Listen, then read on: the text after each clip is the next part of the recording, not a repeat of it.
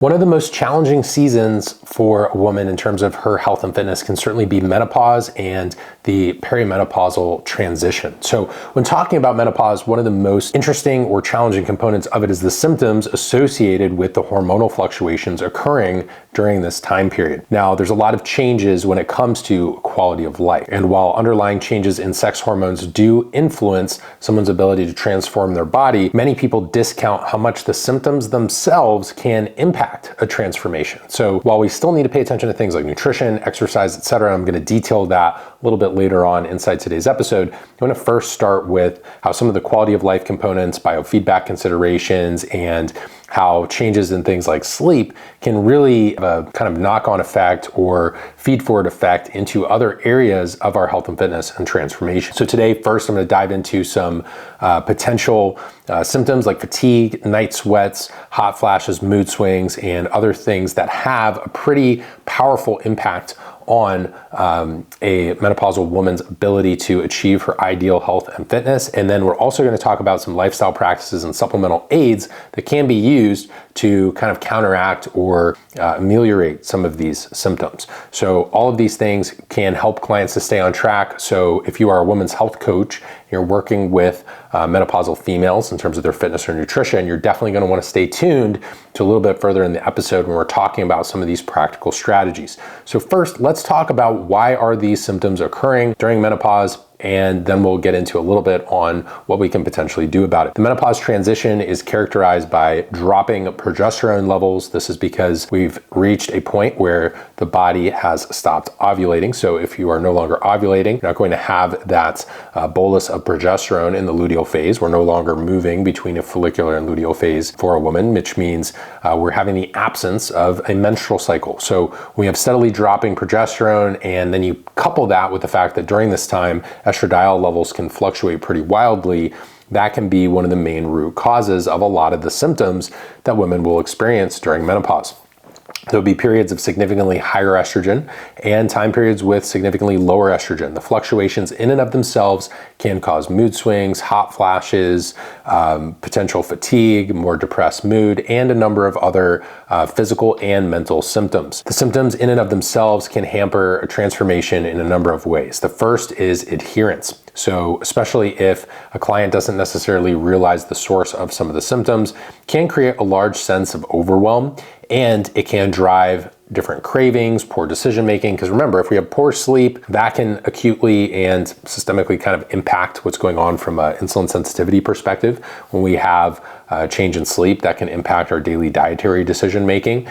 And we may see changes in hunger and cravings as well. Even if the client has correct expectations around what's going on in perimenopause, it can still be tough to deal with. Fatigue can impact your daily movement, even non-exercise physical activity, so things like your daily steps, and overall workout quality and intensity because of the ability for menopausal symptoms to impair recovery, or just, if you're feeling lethargic, it's hard to perform your best. Both night sweats and hot flashes themselves can have a large impact on both sleep quantity and sleep quality, which has effects across the board. So we know sleep is so important and one of the most underrated components of a transformation. So we really need to be able to dial in sleep to help people, reach their best bodies or whatever their goal is, or even just to optimize health and longevity. If we are experiencing something like night sweats, hot flashes, etc., this can exacerbate the already present mood swings as a result of hormonal fluctuations. It can increase stress reactivity, and it can also impact exercise recovery, insulin sensitivity, increased cravings, and so on and so forth. So a lot of symptoms that can pop up specifically related to night sweats and hot flashes impacting both sleep duration and depth and quality of sleep. You can easily see how this can become a vicious cycle if not dealt with. We're stress reactive, which then begets more stress, and then stress obviously has a lot of implications in terms of HPA axis health and adrenal health. If we're not sleeping, we're seeing this kind of shift towards insulin resistance versus insulin sensitivity. We have difficulty regulating our blood sugar. That can lead to different hunger, cravings, etc. We make different food choices. Then that impacts our caloric consumption. Now all of a sudden, maybe you're in a calorie surplus when you meant to be in a calorie deficit if you're trying to improve your body or your body composition. So you can easily see how this becomes kind of a challenging scenario for individuals. Even though there are inevitable hormonal changes that can occur during menopause. If the symptoms are impacting sleep and the ability to adhere to whatever health and fitness practices we've kind of set out to do. So a lot of women, even during the season of life, are still trying to maybe achieve body recomposition or lose body fat. I do think there's a way to get out in front of this before menopause. We'll talk about that a little bit later in the show. But if you are someone who's actively trying to change your body weight or body composition or build muscle during menopause, these symptoms can certainly impact it. So you might be thinking, what can we do about it? And is there anything that can help some of these negative changes that are happening from a physiological perspective? I've spoken about the benefits or, where people may be potential candidates for HRT, bioidentical hormone replacement for menopause. In this episode, I'm mainly going to focus on lifestyle. So as much as there are different prescription medications or compounded medications out there for women that are available from more of a medical perspective, I really want to hone in on some of the lifestyle pieces that can help perimenopausal clients, because those are the most readily accessible. If you are interested, I have a podcast feed in my audio feed, originally classified as episode 339, but if you go back, even as we kind of update episodes, there's going to be some additional audio content on things like HRT, perimenopause, etc. Have a lot of content on my Instagram as well, at Sam Miller Science, if you have not checked that out. So while HRT is certainly an option for individuals, there's things you can be doing in addition to prescription medicines to improve your symptoms and quality of life. So before we get into anything related to supplements, I'm going to start mainly with diet and fitness, and then some of these lifestyle pieces. So two major factors when it comes to fitness that are incredibly interesting when you look at the data around this is it's very clear that people who have more muscle mass, improved VO2 max, tend to have a better shot, or at least they're better able to manage some of these menopausal symptoms. A 2020 study looked at the correlation around higher body muscle mass being protective against most perimenopausal symptoms. What they found was the more skeletal muscle mass that a woman had, the lower likelihood she was going to experience symptoms. Again, the more muscle a woman had, the lower likelihood she was going to experience perimenopause symptoms. That's as recent as 2020. Women who had skeletal muscle mass at an index of 14 or basically higher, that was the highest in this study, they only had a 10 to 30% likelihood of experiencing symptoms. Whereas if you had a lower index of 4, remember this index is being used to assess muscle mass, this is considered to be pre-sarcopenic. So remember, sarcopenia, osteopenia, osteoporosis, huge consideration for peri and postmenopausal women, because when we have that decline in estrogen, it can impact bone density, and muscle mass is obviously one of our key ways to battle against frailty and bolster resilience overall. So when someone had that index of 4, this is considered to be pre-sarcopenic or very low muscle mass. They had an 80% likelihood of experiencing those menopausal symptoms. So this is over double the likelihood, in some cases more than triple, in some cases the women with the muscle mass index of 14, if they were at 10%, some of these women who have the index of 4 are at 80% likelihood of seeing the symptoms. That is a massive difference. So understanding muscle mass, very important. VO2 max was a little less robust in terms of the correlation with symptoms, but a higher VO2 max was correlated with less vaginal dryness and pain during sexual intercourse. One of the main changes we see around menopause, changes to libido, discomfort during sex, vaginal changes as well. So if muscle mass and VO2 max are improving quality of life, shows that being active earlier in life is kind of this shield or sort of armor against some of these menopausal symptoms. Many people also don't realize that a healthy dietary pattern or nutritional pattern can impact the incidence of perimenopausal symptoms. For example, a 2023 study showed that a Mediterranean diet and ones that included low amounts of cooking oils. So frequently when we see people not on a Mediterranean diet, what we see is a little bit of a change in that omega-3 to omega-6 ratio. And this particular study had a Mediterranean diet that did include edamame, which are soybeans. The participants in the study saw a significant reduction in symptoms. So in fact, at the end of the 12-week study, 50% of participants said they no longer had any night sweats or hot flashes at all. So the baseline foundation of diet and exercise can still be very impactful here.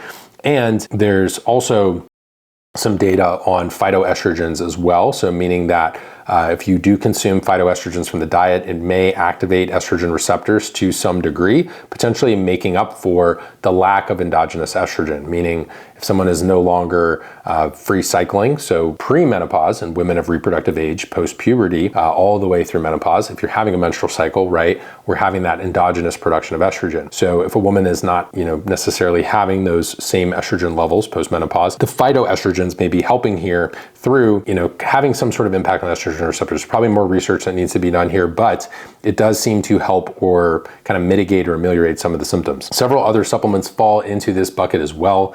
Black Cohosh root, St. John's wort, evening primrose, which is an oil. Evening primrose and borage oil both have a higher concentration of GLA, or gamma linoleic acid. And red clover was helpful here. And even Vitex or chasteberry has been shown to have some efficacy as well, which is a more popular herbal supplement in younger women looking to kind of manage some of their premenstrual symptoms. One study using a combination of black cohosh, Vitex, and evening primrose, as well as soy isoflavones, saw a significant improvement in night sweats, hot flashes, sleep quality, irritability, and depressed mood, such that only 2 participants at the end of the study still classified their symptoms as moderate to severe, whereas everyone else in the study was down to either no symptoms or very mild symptoms. An extra bonus is that inflammation levels decreased significantly in the treatment group as well.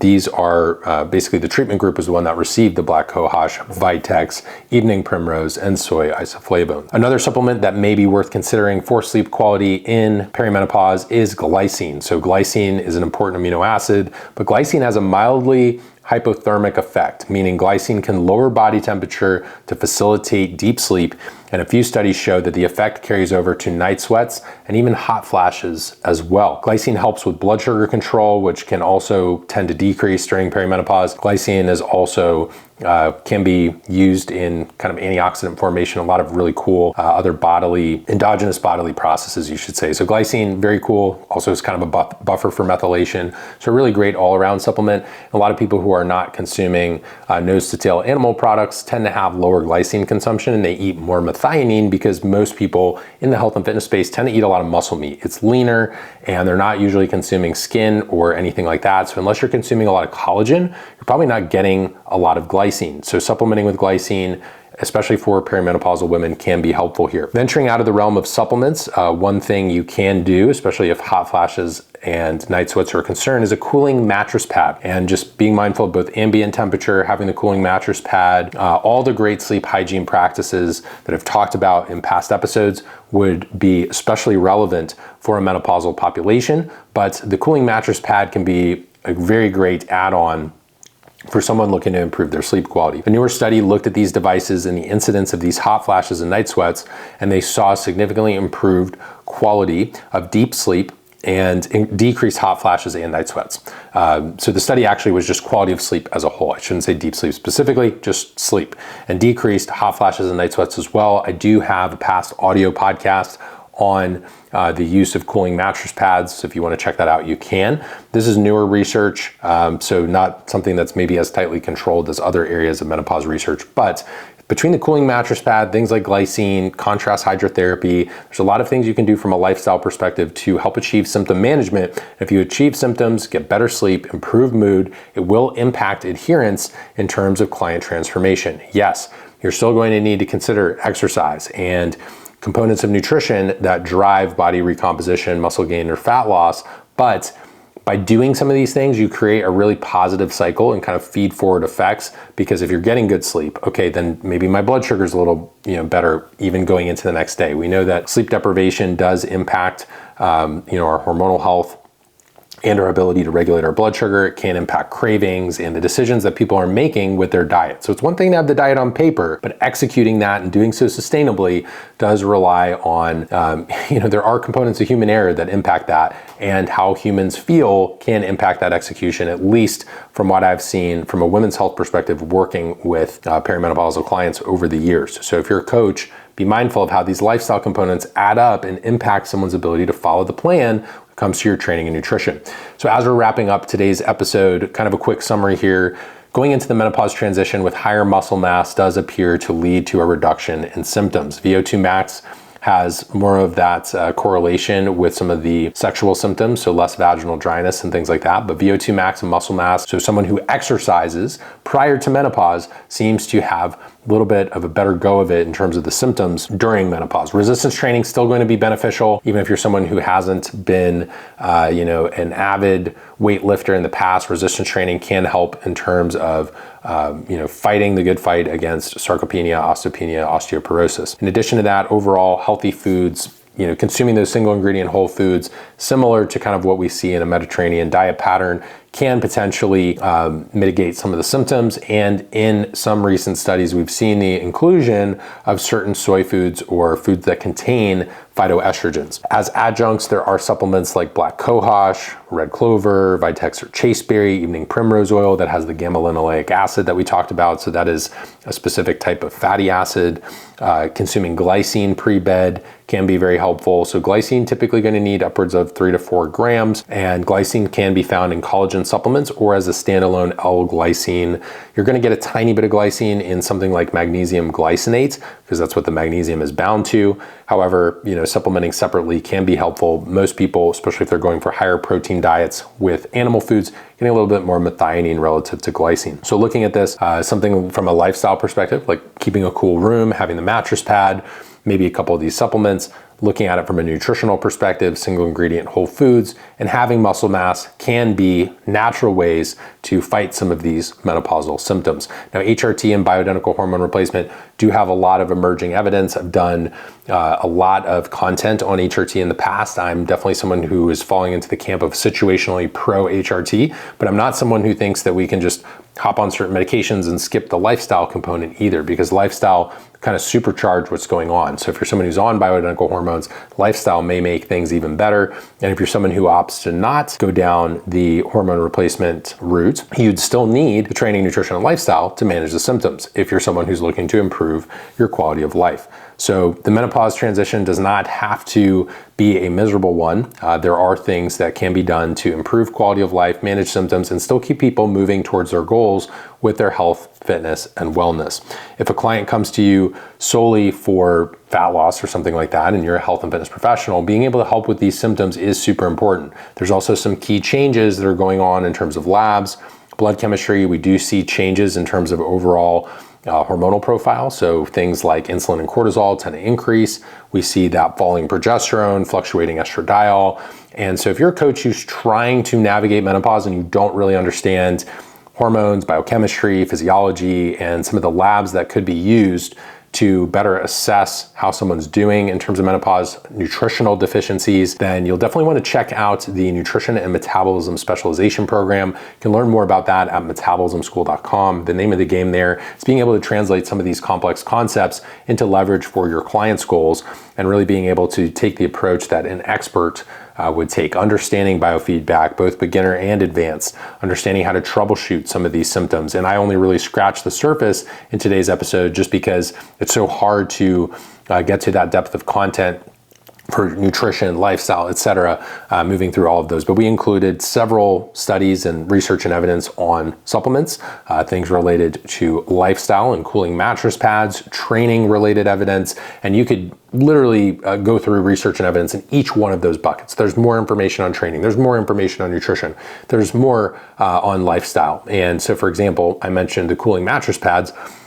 There's, different aspects, different types of hormesis and things like that that can be super, super helpful for women. I mentioned contrast hydrotherapy goes a long way too. So if you're someone who wants to be able to navigate a variety of different client populations, women of reproductive age experiencing PCOS, post-birth control, etc., perimenopause, even clients who maybe don't have the reproductive health concerns, but maybe they're insulin resistant or have thyroid related concerns, right? Being able to do that and work in conjunction with a healthcare team, medical professionals, is something that's going to be needed not only right now, but in the years that follow. The state of our society, we have some of these health-related issues have taken a very strong foothold and impact a significant percentage of the population. We're going to need more expert health coaches to help people along the way. So head over to metabolismschool.com to learn more. If you're someone who's just interested in metabolism in general, and maybe not on your, not someone who's currently coaching or a health professional, you definitely want to check out my book, Metabolism Made Simple, which was an Amazon bestseller when it was released.